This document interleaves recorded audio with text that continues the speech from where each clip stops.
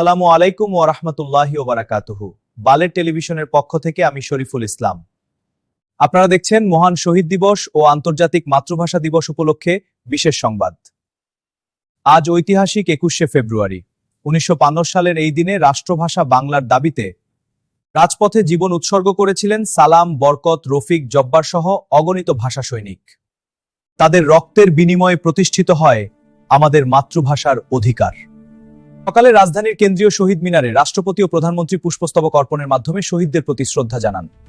পরে বিভিন্ন রাজনৈতিক দল, সামাজিক সাংস্কৃতিক সংগঠন ও সর্বস্তরের মানুষ ফুল দিয়ে শ্রদ্ধা নিবেদন করেন।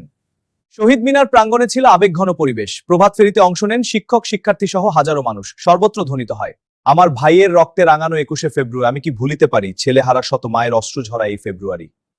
1999 সালে ইউনেস্কো 21 ফেব্রুয়ারিকে আন্তর্জাতিক মাতৃভাষা দিবস হিসেবে স্বীকৃতি দেয়।